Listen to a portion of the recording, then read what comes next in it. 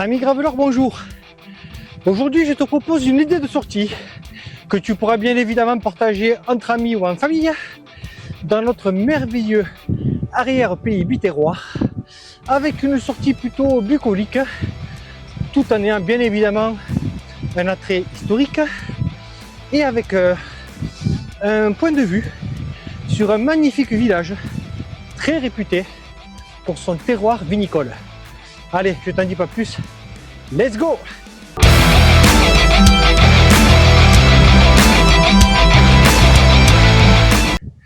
Ce très beau village vinicole dont je te parlais, il s'agit bien évidemment de Saint-Chinian, village qui est situé à 29 km au nord-ouest de Béziers. Aujourd'hui, nous allons découvrir le sentier des Capitelles. C'est un sentier qui est sur les hauteurs de Saint-Chinian, sur une sorte de corniche en haut d'une falaise, et qui abrite bon nombre de capitelles. On en dénombre 9 qui ont été bien évidemment et en partie restaurées par une association du village. Voici le four à chaux. Il se situe entre Sébazan et Saint-Chinian, avec une cheminée de 4 mètres. Ce four atteignait des températures avoisinant les 1000 degrés. Les pierres calcaires étaient placées à l'intérieur et le résultat de cette calcination qui durait pendant 6 jours était de la chaux. Chaux qui par la suite était amené au moulin de Saint-Chinian pour être broyé. Ainsi le résultat permettait d'avoir de la chaux qui permettait du liant pour la maçonnerie, mais également à la fabrication de la bouillie bordelaise pour le traitement des vignes, notamment contre le mildiou. Il y a beaucoup de fours à chaux dans la région, puisque chaque ville en était munie.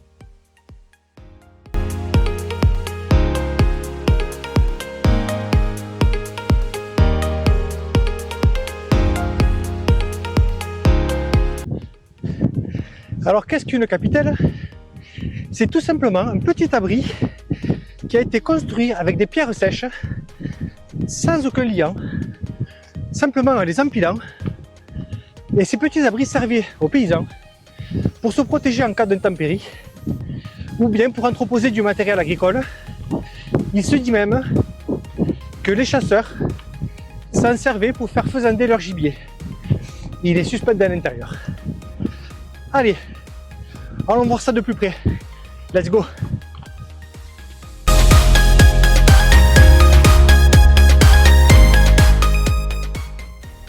Nous arrivons sur le plateau des Guittardes, qui longe la falaise et surplombe la vallée de Saint-Chinian. Mais avant de découvrir le sentier des Capitelles, nous allons nous arrêter au moulin de Saint-Chinian. Nous voilà arrivés au moulin de Saint-Chinian, moulin qui était un point culminant du village pour qu'il soit bien évidemment exposé au vent. Il date du siècle dernier. Il avait été abandonné du fait de l'industrialisation de la fabrication de la farine. Mais après coup, il a été réutilisé pour faire de la chaux. Aujourd'hui, le moulin a été complètement réhabilité et en parfait état. Il est à voir. Le début du sentier des Capitelles commence bien évidemment par la découverte du moulin. Parti.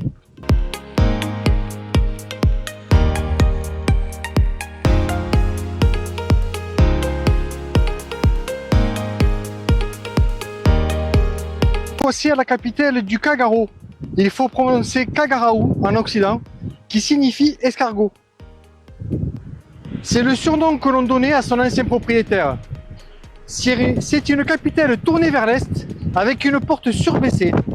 En été, le soleil assez haut pénètre moins à l'intérieur et au contraire en hiver, les rayons du soleil plus bas entrent plus facilement dans l'habitat, ce qui régule la température tout au long de l'année. Son toit est surmonté d'un monolithe vertical.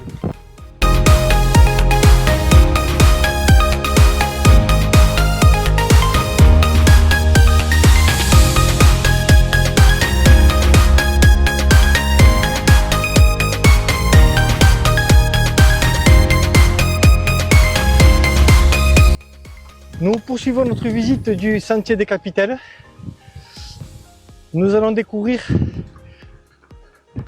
deux autres capitales qui me paraissent intéressantes de par leur construction et de par leur histoire. Allez, nous y allons. Nous voici arrivés à la capitale dite du Belvédère, qui a été très bellement restaurée.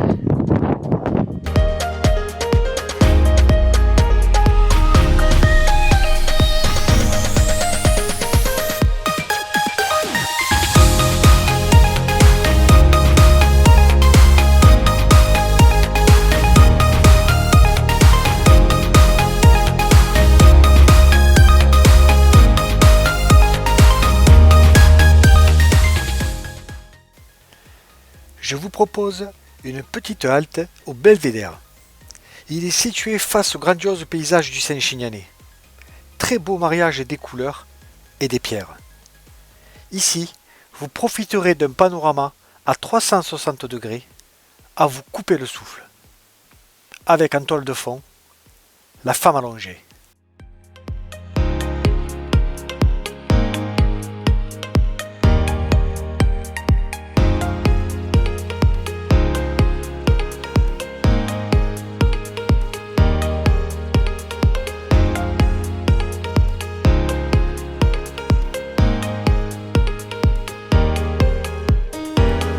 La question que l'on se pose, c'est comment sont fabriquées ces capitelles.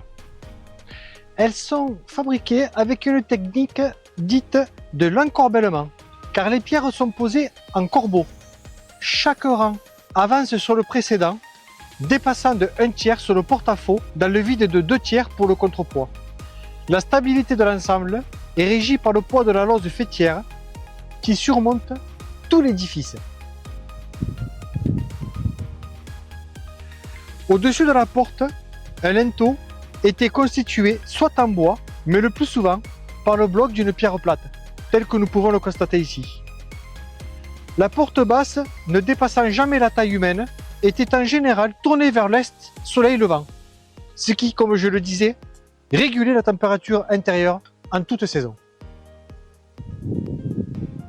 Notre sortie pour la découverte du sentier des Capitelles à Saint-Chinian est terminée. J'espère que cette sortie t'a plu et qu'elle t'a inspiré pour tes propres aventures.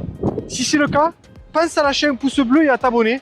Mais d'ici là, amigo, n'oublie pas, continue de découvrir ton patrimoine à vélo.